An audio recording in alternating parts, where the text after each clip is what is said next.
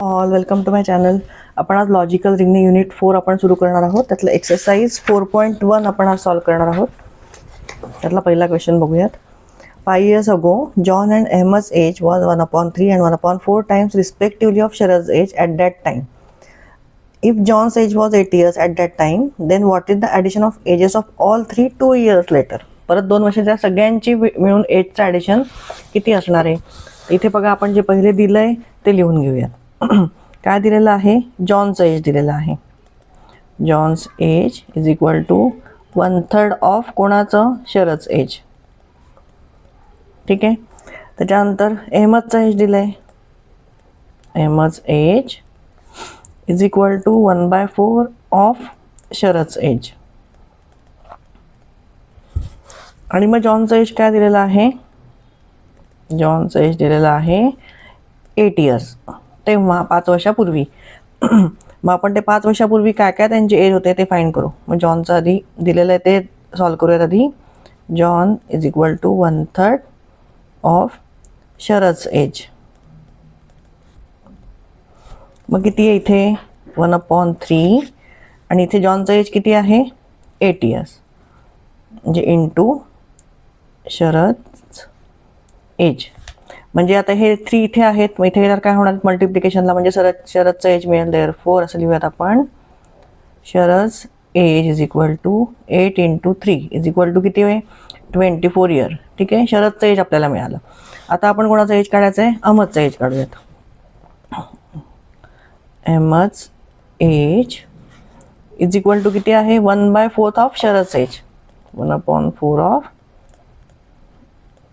शरदचं age.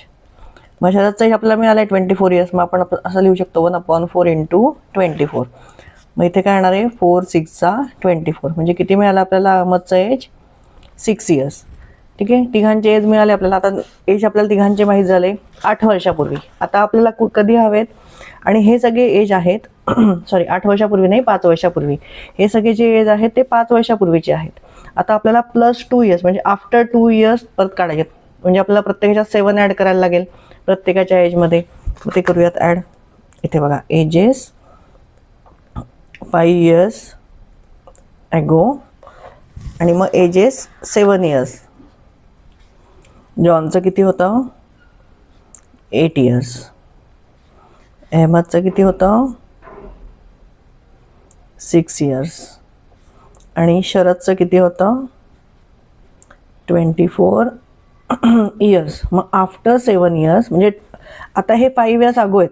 आत्ता हे 5 years अगो आणि त्याच्यानंतर आपल्याला आत्ताचे एज आपल्याला म्हणजे ह्याच्यानंतर परत आपल्याला 7 ह्याच्यामध्ये ॲड केलं की आपल्याला अजून पुढच्या 2 वर्षाचे एजेस मिळतील. हे 5 years अगो आहेत, पुढच्या 2 वर्षाचे एजेस हवेत.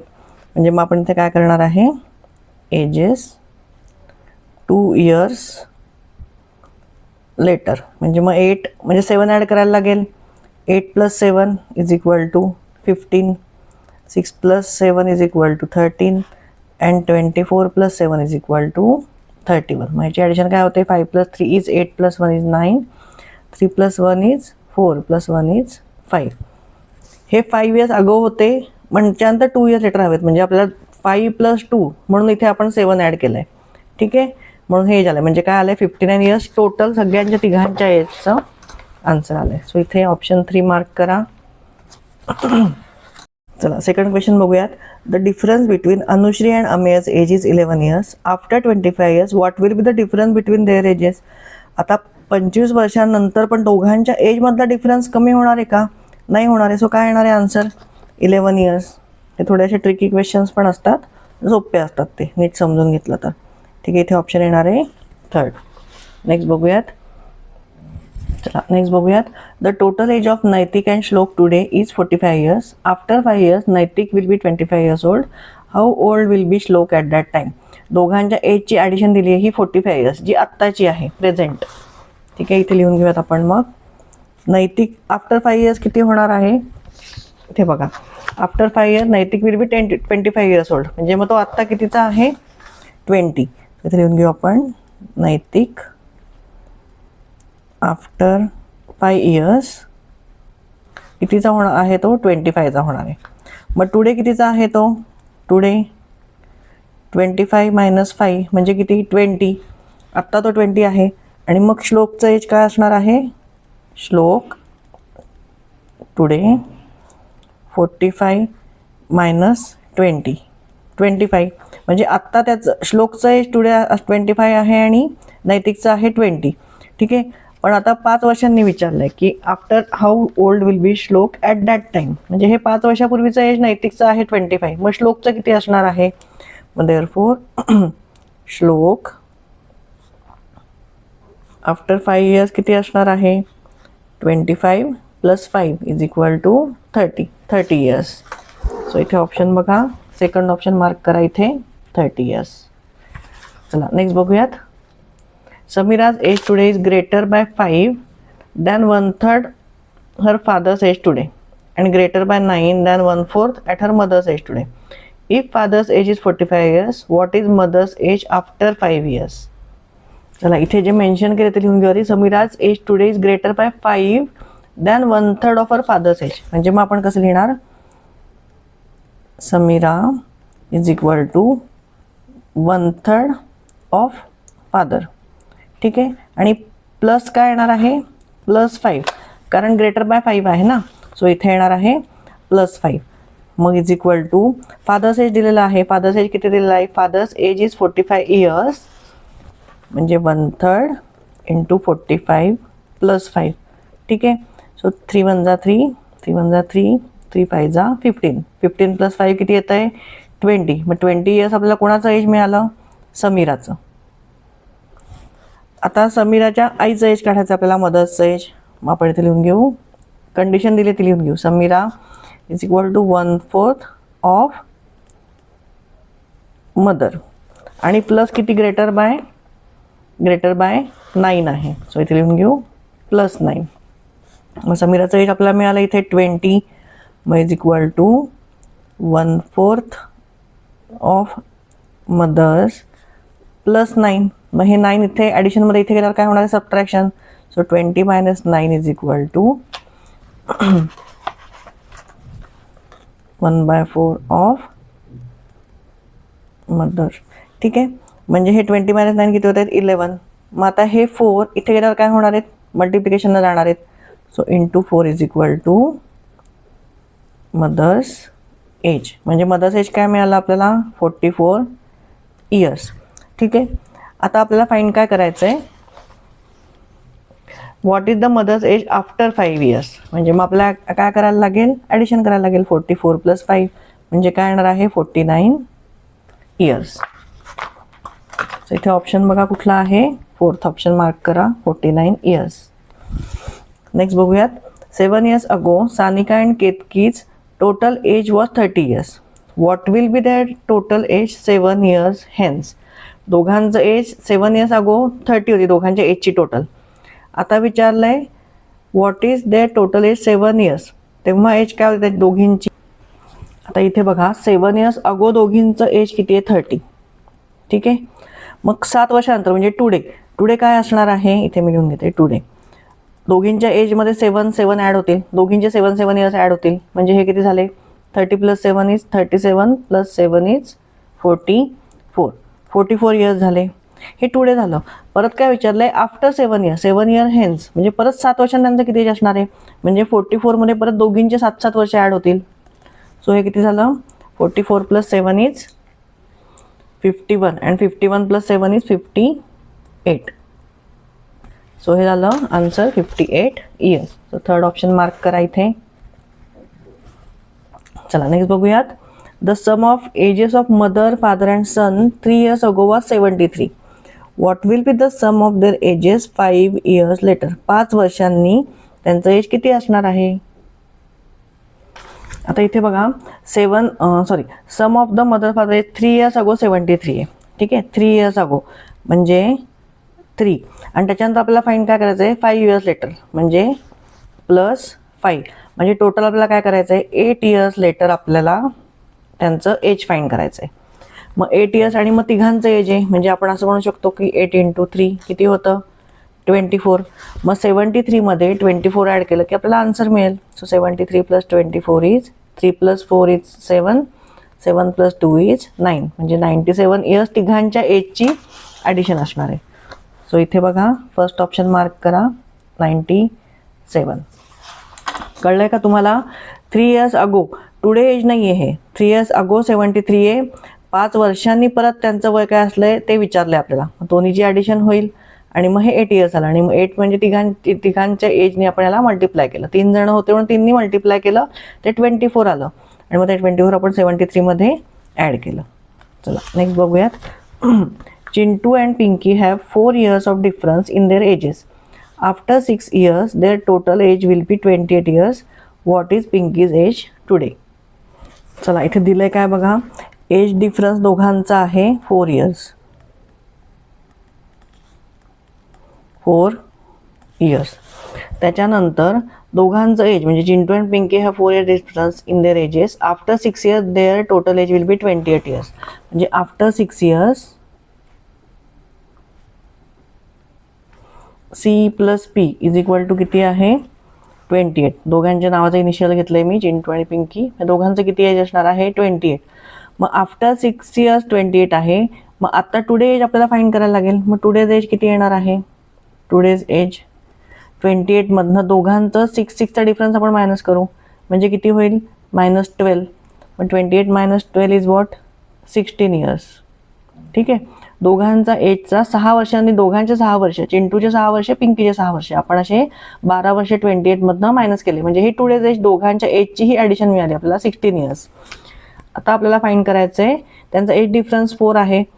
म्हणजे मग आता हे 16 years टुडेज एज मिळालं आपल्याला आणि दोघांचा डिफरन्स काय आहे? 4 years. म्हणजे 16 - 12 किती येणार आहे? हे 16 - 12 सॉरी 16 - 4 किती येणार आहे? हे 12 years. ठीक आहे. हे 12 years. मग आता ह्याच्यामध्ये दोघांचा एज किती आहे? 12 years हा नंबर आपल्याला मिळाला आहे. आता ह्या 12च्या हाफ केलं की आपल्याला लोअर एज मिळेल म्हणजे किती आहे ते? 6 years. मग 6 yearमध्ये एकाचा जर 6 असेल तर +4 केलं आपण म्हणजे 6 + 4 म्हणजे किती येतं? हे 10. मग 10 years इज हायर एज. ठीक आहे. कोणाचा तरी एकाचा एज जास्त असणार आहे 10. दोघांचं मिळून म्हणजे 4चा डिफरन्स आहे, मग तो आपल्याला ठेवावाच लागेल 4चा डिफरन्स. मग आता आपण म्हणूयात की पिंकीचा एज समजा 6 वर्ष असेल किंवा 10 वर्ष असेल. म्हणजे मग 4th ऑप्शन बघा इथे 6 years और 10 years. 4th ऑप्शन इथे मार्क करा. चला नेक्स्ट बघूयात. Total ages of Kavita, Savita, Salma 4 years before was 28 years. Then what will be the total of their ages 4 years hence? Same question आहे बघा, आपण मगाशी बघितला तसा. बघा इथे बिफोर 4 years त्यांचं काय आहे एज, म्हणजे त्या एजची टोटल तिघींच्या 28 आहे. सो इथे लिहून घेऊ 28. आता टुडे काय असणार आहे? बिफोर 4 years आहे म्हणजे 4 4 4 आपल्याला ॲड करायला लागतील. म्हणजे किती ॲड करायला लागतील? 28 + 4 3 जा 12 म्हणजे 12 आपल्याला ॲड करायला लागतील. म्हणजे किती मिळतं आपल्याला? हे 40 मिळतं. आणि आफ्टर 4 years, मग आफ्टर 4 yearsमध्ये प्रत्येकीचे चौघीचे 4 वर्ष ॲड करायला लागतील म्हणजे 40 + परत 12 येणार आहे. सो हे किती येतं आहे? 52. म्हणजे आफ्टर 4 years तिघींच्या एजची टोटल किती असणार आहे? 52. सो 4th ऑप्शन मार्क करा इथे. नेक्स्ट बघूयात. Kiran is older than Mansi by 12 years. What will be Mansi's age when sum of their ages will be 44 years? चला आता जे दिलं ते लिहून घेऊ. किरण आणि मालतीचं एज म्हणजे मालती प्लस किरण या दोघांचं एज काय आहे? 44 years. ही त्यांची सम आहे. पण आता किरणचं एज किती सांगितलं आहे? किरणचं एज मालतीपेक्षा 12 yearsनी जास्त आहे म्हणजे के इज इक्वल टू काय येणार आहे? M + 12. ठीक आहे. हे किरणचं एज आहे. मग आता इथे केची व्हॅल्यू आपण ही घालू शकतो, इथे ही पुट करू शकतो इथे. So therefore M + M + 12 is equal to 44. ठीक आहे. मग हे काय येणार आहे? 2M + 12 is equal to 44. So 2M is equal to हे 12 इथे प्लस आहे म्हणजे इथे गेल्यावर काय होणार आहे? मायनस. सो 44 - 12 किती आले हे? 4 - 2 is 2 and 4 - 1 is 3, 32. मग आता इथे बघा 2M इज इक्वल टू 32 आहे. 2 ह्याला एमला मल्टिप्लिकेशन आहे, आपल्याला एम फाइंड करायचा आहे म्हणजे हा 2 घालवायला लागेल म्हणजे हा 2 इथे एम बरोबर मल्टिप्लिकेशनला आहे. इथे गेल्यावर काय होणार आहे? डिव्हिजनला. सो 32 / 2 म्हणजे काय येतं? हे 16 years. म्हणजे मालतीचं एज आपल्याला काय मिळालं? सॉरी मानसीचं एज 16 years. सो इथे सेकंड ऑप्शन मार्क करा. नेक्स्ट बघूयात. The grandmother's age equals to the sum of her grandchildren's ages. The average age of this 4 person is 45 years. What is grandmother's age? म्हणजे ग्रँडमदर्सचं age म्हणजे तिच्या ग्रँडचिल्ड्रनच्या एजेसची addition आहे आणि त्यांचं ॲव्हरेज 45 इयर्स आहे. आपण सोल्युशन लिहूयात. बघा, लेट आपण म्हणूयात जी is equal to grandmothers age. ठीक आहे, ग्रँडमदर्स एज म्हणूयात जी म्हणजे. आणि मग आता ग्रँडचिल्ड्रनचं सम काय आहे? ग्रँडचिल्ड्रनच्या एजचं सम काय आहे? जीच आहे, कारण ग्रँडमदर्सचं एज म्हणजेच ग्रँडचिल्ड्रनचा एज त्याचं सम आहे, म्हणजे जी आहे. म्हणजे टोटल आणि काय सांगितलं आहे? 4 पर्सन आहेत, 4 पर्सन आहेत, टोटल 4 पर्सन. म्हणजे G plus G is equal to काय झालं इथे? 2G. ठीक आहे. आता ॲव्हरेज दिलेलं आहे 45 दिलेलं आहे. म्हणजे मग ॲव्हरेजला 4ने मल्टिप्लाय करायला लागेल, कारण 4 पर्सन आहेत. So is equal to 45 into 4. मग हे काय आलं? 4 5 जा 20, 4 4 जा 16 प्लस 2 इज 18, म्हणजे 180 आलं. मग हे काय आलं? 2G इज इक्वल टू 180 आलं. मग देअरफॉर जी म्हणजे ग्रँडमदर्सचं एज फाईंड करायचं, हे म्हणजे 2 इथे काय होईल? डिव्हिजनला जाईल. सो 180/2 म्हणजेच किती? 90 इयर्स. म्हणजे ग्रँडमदरचं एज आपल्याला किती मिळालं? 90 इयर्स. सो इथे फर्स्ट ऑप्शन इथे मार्क करा, 90 इयर्स. नेक्स्ट बघूयात. Swati is 8 years older than Kranti. The sum of the present ages of both the girls is 44. Find the age of Swati 8 years before. चला, हे आधी आपण लिहून घेऊ. बघा, let K is equal to Kranti's age, म्हणजे हे अख्खं लिहायला नको आपल्याला, आणि S is equal to Swati's age, असे आपण अल्फाबेट घेतले. आता आपल्याला काय माहिती आहे? बघा इथे Swati is 8 years older than Kranti. म्हणजे मग क्रांतीचं एज काय, स्वातीचं काय असणार आहे? K plus 8. हे आपल्याला माहिती आहे. स्वाती ओल्डर दॅन क्रांती, म्हणजे क्रांतीच्या एजमध्ये 8 ॲड केले की स्वातीचं एज मिळणार आहे. त्याच्यानंतर दिलं आहे the sum of the present ages of both of the girls is 44. म्हणजे ह्या दोघांची ॲडिशन म्हणजे S plus K is equal to किती आहे? 44. आता इथे एस आपल्याला काय माहिती आहे? K plus 8. मग आपण असं लिहू शकतो K plus 8 plus K is equal to 44. म्हणजे मग 2K आणि हा 8 इथे गेल्यावर काय होणार आहे? मायनस. सो 44 मायनस 8 म्हणजे 2K इज इक्वल टू किती झालं? 36 झालं. म्हणजेच के इज इक्वल टू किती? 36 डिवायडेड बाय 2. म्हणजे हे किती झालं? 18. म्हणजे हे कोणाचं एज मिळालं आपल्याला? क्रांतीचं एज मिळालं, 18 इयर्स. मग आता ह्या एजवरनं आपण स्वातीचं एज फाईंड करू शकतो. स्वातीचं काय आहे एज? के प्लस 8 आहे, म्हणजे 18 प्लस 8 म्हणजे काय आहे? 18 प्लस 8 इज 8 प्लस 16 कॅरी ओव्हरला 2 म्हणजे 26 इयर्स आहे. कोणाचं एज? स्वातीचं. पण आता प्रश्न काय विचारला आहे? Find the age of Swati 8 years before. हे तर आत्ताचं मिळालं आहे, म्हणजे ह्याच्यातनं आपल्याला काय करायला लागेल? 26 मायनस 8 करायला लागेल. म्हणजे किती मिळणार आहे आपल्याला? ते 18 इयर्स. सो इथे फोर्थ ऑप्शन मार्क करा, 18 इयर्स. इथे आपला प्रॅक्टिस सेट 4.1 संपलेला आहे. प्रॅक्टिस सेट 4.2चा व्हिडिओ घेऊन मी लगेचच येईल. तुम्हाला व्हिडिओ आवडला असेल, समजला असेल तर नक्की लाईक आणि सबस्क्राईब करा. थँक्यू.